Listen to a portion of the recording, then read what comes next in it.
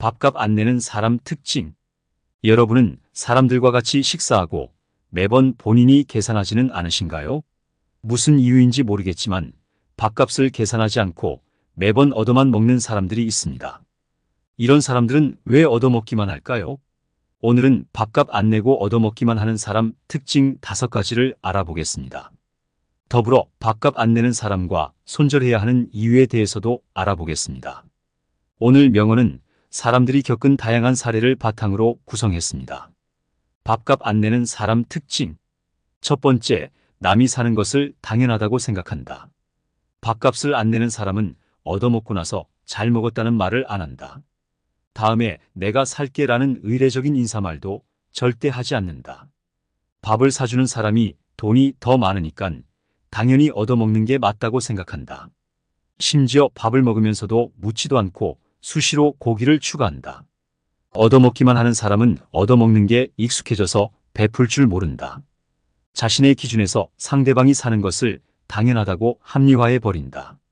당신의 배려를 당연시해서 자신의 이익을 추구한다. 밥을 사는 사람은 상대방이 당연하듯이 밥을 얻어먹는 모습이 점점 꼴 보기 싫어진다. 밥은 수십 번 살 수 있지만 당연한 듯이 먹는 모습이 보기 싫어서 점점 거리를 두게 된다. 두 번째, 자신이 밥값을 안 내는 사람이라는 것을 모른다. 밥값을 안 내는 사람은 자신이 그런 사람으로 찍힌 사실을 모른다. 이런 사람들은 자신이 4년 전에 계산한 것만 기억하고 자신이 밥값을 자주 계산하는 사람으로 착각을 한다.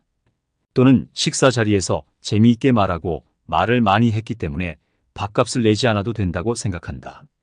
사람들이 많이 모인 자리에서 밥값을 계산하지 않으면 아무도 모를 거라고 생각한다. 주변 사람들은 다 알지만 표현하지 않는 것뿐이라는 것을 알지 못한다. 자신과 같이 밥 먹은 사람들이 바보가 아니라는 것을 모른다. 세 번째, 비싼 음식을 얻어먹고 싼 음식을 산다. 밥값을 안 내는 사람은 남한테 얻어먹을 때 꼭 비싼 것을 시킨다. 남의 돈으로 비싼 초밥, 한우 등을 먹는다. 거지가 된 것처럼 작정을 하고 먹는다. 심지어 자기가 계산한다고 하고 얄밉도록 비싼 요리를 시킨다. 다 먹고 나서 지갑을 안 가져왔다면서 다음에 자기가 산다고 말하고 당당하게 계산을 요구한다. 뻔뻔함에 당황해서 다음에 사겠지라고 착각하고 내가 계산을 한다. 친구가 당연히 고맙다고 말할 줄 알았지만 절대 고맙다 말을 하지 않는다. 친구는 점원에게 남은 음식 싸달라고 요청하고 집에 가서 다음날 먹을 음식부터 생각한다. 같이 다니는 것 자체가 수치스럽고 민망할 정도다. 그러면서 본인이 살 때는 저렴하고 싼 음식만 산다. 싼 음식 사는 주제에 식사하러 가기 전부터 온갖 생색을 낸다. 네 번째, 돈 많은 척 자랑을 한다. 원래 얻어먹기 좋아하는 사람은 자기 돈을 아낀다. 돈이 소중하기 때문에 다른 사람에게는 쓰지 않고 자기 자신을 위해 쓴다. 밥값 한 번 내지 않으면서 부자인 척 으스대면서 자기 자랑을 한다. 남편이 대기업 다니고 돈을 잘 번다고 밥을 먹으면서도 자기 자랑을 한다. 자신은 돈이 없어서 밥을 얻어먹는 것이 아니라는 듯이 시도 때도 없이 자랑을 한다. 카카오톡에 골프 치고 잘 먹고 놀러 다니고 여행 다니는 사진을 올린다. 그러면서 남한테 절대 돈 한 푼 쓰지 않는다. 값싼 점심 빵 조각 하나도 대접하지 않고 커피 한 잔 사지 않는다. 다섯 번째, 비싼 선물을 요구한다. 밥값을 안 내는 사람은 만날 때마다 얻어먹고 작은 선물 하나 하지 않는다. 길거리에 있는 작은 머리핀 하나 선물로 받은 적이 없다. 그러면서 본인이 결혼하거나 좋은 일이 있으면 원하는 선물 모델명까지 적어서 제일 비싼 거로 요구한다. 큰 마음 먹고 선물을 해줘도 내 생일이나 결혼에는 아무 일 없는 듯이 지나간다. 요즘 형편이 안 좋다고 말하면서도 다른 사람들과 골프 치고 여행하고 다닌다.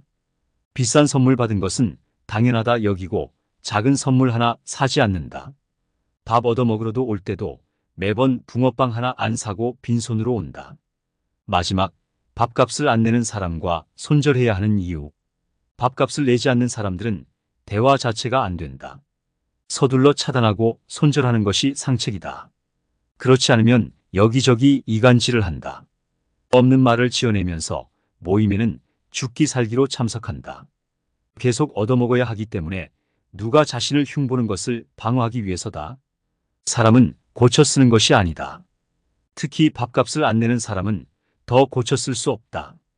밥값을 내는 것은 같이 좋은 시간을 보내고 대화한 것에 대한 고마움의 표현이다. 그런데 계산을 할 때마다 당연하다는 듯이 먹는 상대방을 보면 꼴 보기가 싫다. 고마워할 줄 모르는 짐승과 겸상을 같이 하는 기분이 든다. 대화를 시도할수록 악감정만 커진다. 한쪽이 돈을 잘 번다고 해서 일방적으로 계산을 하는 것은 안 된다. 한두 번 얻어먹었으면 최소한 한 번은 밥을 살 수 있어야 한다. 밥을 산 사람은 반드시 기억한다. 밥값으로 인격을 판단한다는 것을 명심해야 한다. 100번 양보해서 아무리 못해도 3번 중에 한 번은 밥을 사야 한다. 그렇지 않으면 당장 손절해라. 상대방이 엄청난 재력가이더라도 마찬가지다. 밥을 사는 것은 고마움을 표현하는 수단 중 하나다. 밥을 사지 않는 것은 상대방에게 고마운 감정이 점점 없어진다는 것이다. 말로써 고맙다고 하는 것보다 행동으로 고마움을 표현하는 것이 더 중요하다. 감사한 마음을 표현하면서 그에 걸맞은 밥을 사면 밥을 더 사주게 되어 있다. 밥을 잘 사주면 곤경에 처할 때 주변에서 내 편을 들어준다. 만약 중요하거나 높은 자리에 있다면 더 밥을 많이 사야 한다. 결정적인 순간에 주변에서 도움을 주기 때문이다. 사람은 혼자만의 능력으로 성공할 수 없다. 다른 사람의 지지와 도움이 있어야 원하는 것을 이룰 수 있다. 잘 되는 사람은 다 이유가 있다. 이 세상에 당연한 것은 없다. 얻어먹지만 말고 계산을 하면서 고마움을 표현하면서 살아야 한다. 최고 연장자라서 밥값을 계산하는 게 아니다. 경제적인 여유가 있어서 밥값을 계산하는 게 아니다. 밥값을 안 내고 얻어먹기만 하는 사람은 본인 돈만 귀한 줄 안다. 남의 돈은 귀한 줄 모르고 자신의 이익만 취한다. 밥값을 내지 않는 사람은 의리가 없다는 공통점이 있다. 가장 최악인 것은 상대방이 돈이 없고 힘들 때는 아는 체도 안 한다는 것이다. 도박을 해도 남의 돈으로 도박을 할 사람들이다. 얻어먹기만 하는 사람은 베풀 줄 모르기 때문에 남을 절대 도와주지 않는다. 돈은 사람의 인성과 동일하다는 것을 모른다. 심지어 자기와 비슷한 동급 사람이라고 생각하면 밥값을 안 내고 자신보다 한 수 위라고 생각하는 사람한테는 밥값을 내는 사람이 있다. 바로 연을 끊어야 할 사람이다. 최대한 거리를 두고 같은 상황이 벌어지지 않게 기회를 주지 않는 것이 상책이다. 밥값을 안 내는 사람은 돈을 아껴서 절대 부자가 되지 못한다. 인색한 마음이 고립을 자초해서 망하게 된다. 돈을 안 내려고 머리 굴리는 사람이 있으면 피하고 싶은 게 인간의 본능이다. 나만 손절하는 것이 아닌가 걱정하지 않아도 된다. 주변 사람들도 다 알지만 겉으로 말하지 않은 것뿐이지 다 기억하고 있다. 상식적으로 생각할 때 밥값을 낼 돈이 없으면 그 자리에 나오면 안 된다. 우리 상식과 맞지 않는 사람은 대화해도 소용없다. 단절, 손절이 답이다. 밥값 안 내는 사람은 반드시 손절해라. 시청해 주셔서 감사합니다. 오늘 명언을 듣고 마음의 지혜 얻어가시기 바랍니다. 구독 버튼 한 번만 클릭해 주십시오. 언제나 감사합니다. 밥값 안 내는 사람이 하는 소리 7가지. 밥값을 안 내는 사람은 피해야 합니다. 그 이유는 무엇일까요? 밥값 안 내는 사람들이 하는 소리가 듣는 사람을 열불나게 하기 때문입니다. 기분 좋게 밥값을 내고 좋은 대화를 이어가는 일반적인 인간관계가 아닙니다. 오늘은 밥값 안 내는 사람이 하는 소리 7가지에 대해 알아보겠습니다. 오늘 명언은 밥값 안 내는 사람한테 들은 소리를 바탕으로 구성했습니다. 밥값 안 내는 사람이 하는 소리 7가지. 첫 번째, 내가 뭘 그리 얻어먹었냐? 친구들 모임에 꼭 싱글벙글 나와서 밥만 먹고 간다. 대화에 끼면 지가 계산하는 줄 알고 먹기만 한다. 이야기 안 하면 절대 지가 계산할 일이 없다고 생각하나 보다. 이번에 네가 좀 사라고 하면 정색하고 덤빈다. 이제까지 한 번도 안 냈으니 오늘 한 번 내라고 얼굴 받고 많이 먹었지 않았냐고 말하면 더 칼정색한다. 내가 뭘 그리 얻어먹었냐면서 어이없는 표정을 짓는다. 뇌에 수치스러움이 없는 인간이다. 뻔뻔하다 못해 부끄럽다. 같이 다니면 나도 저 인간처럼 거지 취급당할까봐 손절했다. 태어나서 지가 계산한 적이 한 번도 없으면 이제까지 얻어먹기만 한 거지. 내가 뭘 그리 얻어먹었냐니. 그 말을 듣는데도 어이가 없어서 열불이 난다. 밥값 안 내는 사람은 지가 맨날 얻어먹는지도 모른다. 두 번째, 너 돈 잘 벌잖아. 밥을 몇 년이나 사주면 이제 나를 정말 돈줄로 알게 된다. 굳이 자신이 밥만 얻어먹을 필요가 있나. 필요할 때 돈도 달라고 하면 되지라고 생각한다. 당연히 얻어먹을 밥값을 현금으로 받으려 한다. 빌리는 것이 아니고 그냥 달라는 식의 거지랑 똑같다. 심지어 한 번에 큰 돈을 요구하기도 한다. 도박에 빠져 빚이 많은 놈은 한 번에 2천만 원을 빌려달라 한다. 너 돈을 잘 버니깐 나 좀 도와주라고 말한다. 돈 잘 벌어서 내가 잘 사는 거지. 왜 지가 내 돈을 쓰는지 얼탱이가 없다. 돈 안 빌려주니 짜증을 낸다. 달래려고 밥을 사주니 밥값은 내면서 왜 돈은 안 주냐고 더 황당해한다. 이제야 내가 호구라는 것을 깨달았다. 너 돈 잘 벌잖아 라는 소리가 나오면 바로 손절해야 한다. 세 번째, 다음에 또 보자. 밥값을 안 내는 사람은 식사 자리에 와서 자기 이야기만 한다. 대화 주제가 넘어가면 자신이 이야기를 할 수 없기 때문이다. 밥도 얻어먹고 하고 싶은 이야기도 마음껏 해야 진짜 꿀 식사라고 생각한다. 식사가 끝나고 상대편이 계산을 하면 속으로 오늘도 잘 얻어먹었다고 생각한다.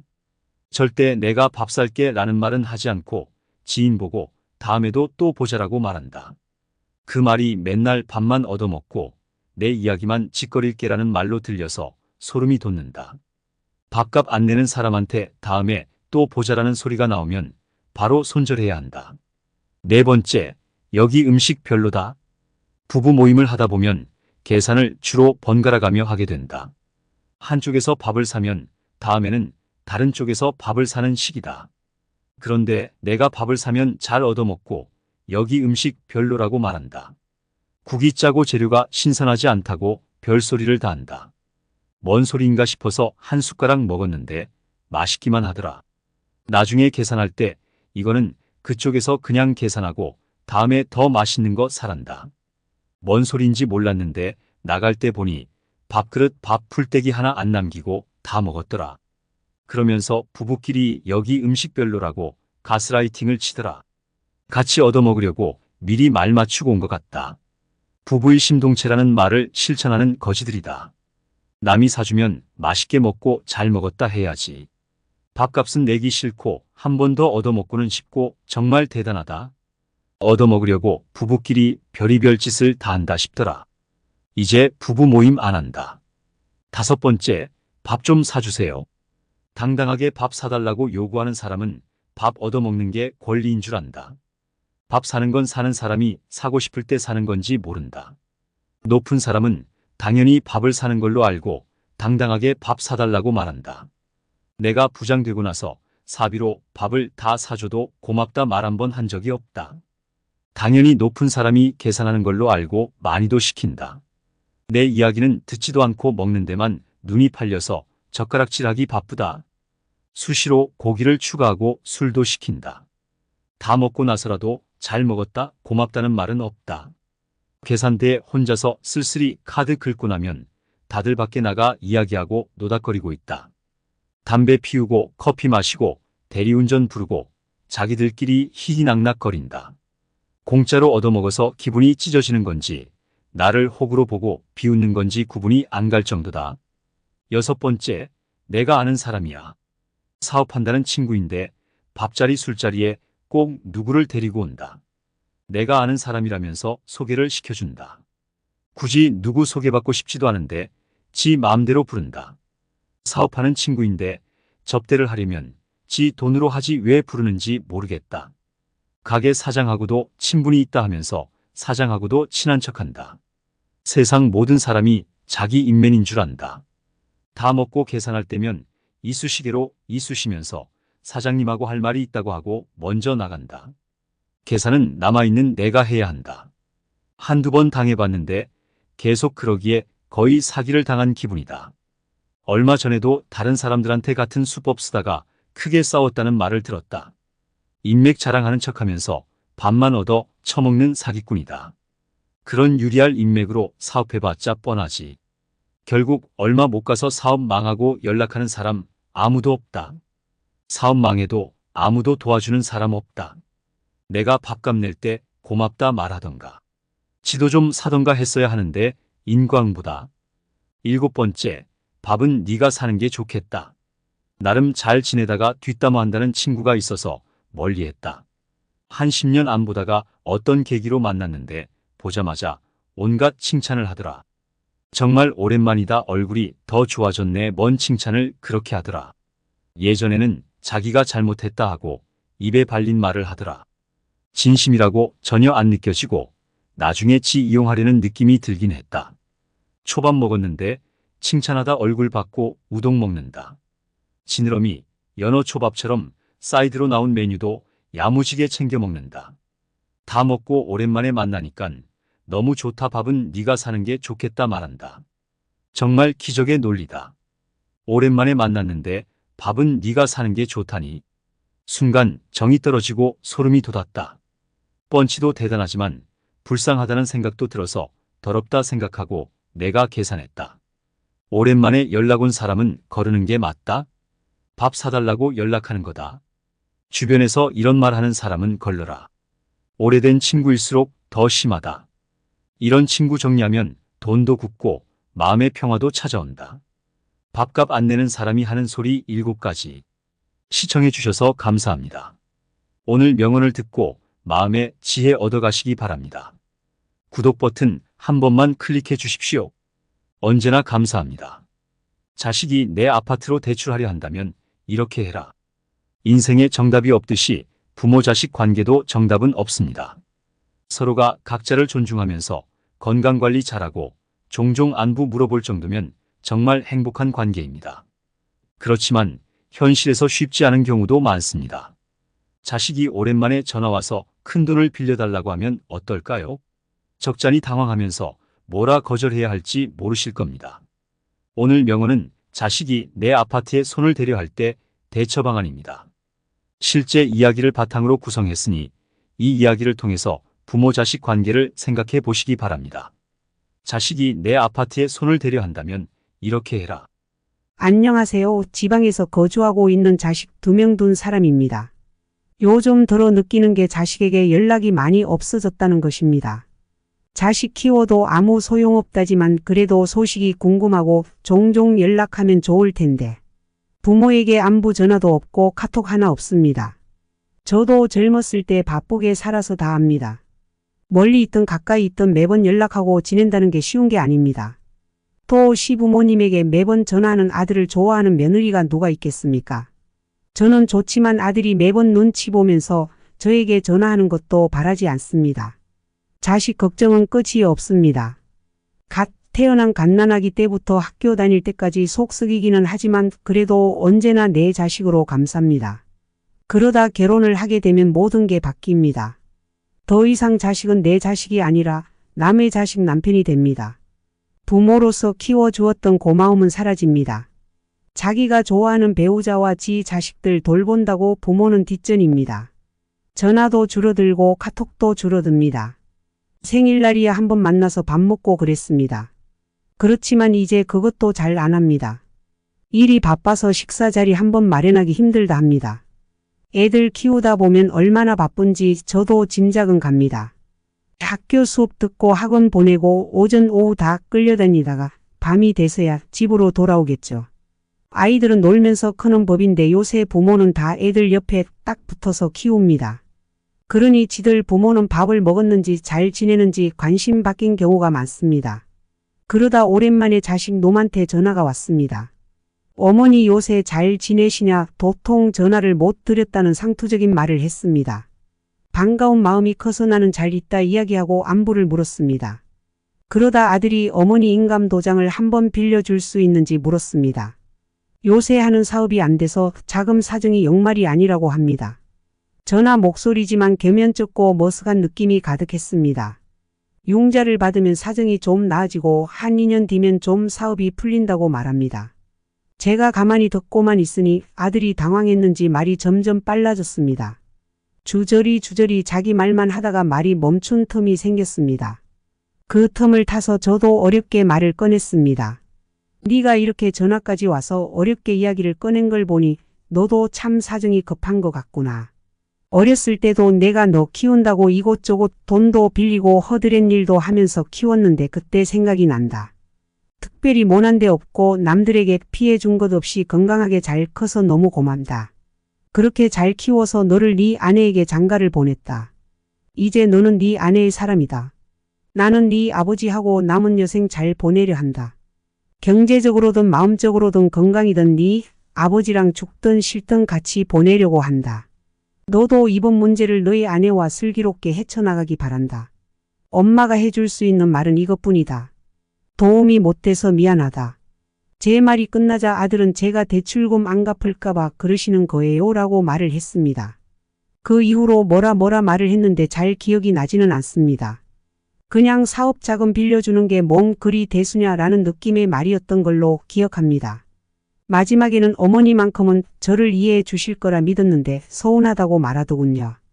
본인이 나이가 들면 제가 얼마나 서운했는지도 알게 되겠지요.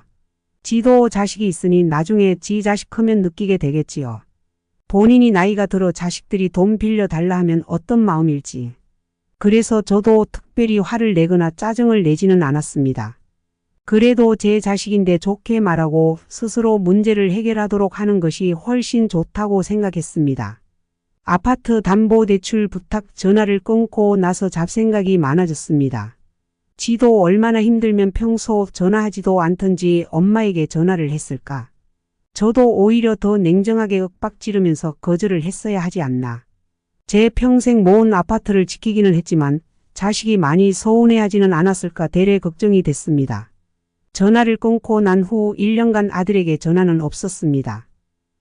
그 이전에도 그렇게 자주 전화하거나 카톡하지 않았습니다. 그래서 특별히 충격이 크거나 서운하거나 하지는 않았습니다. 노후에 자식에게 빚 보증 서주었다가 땅을 치고 후회하는 사람을 많이 봤기 때문입니다.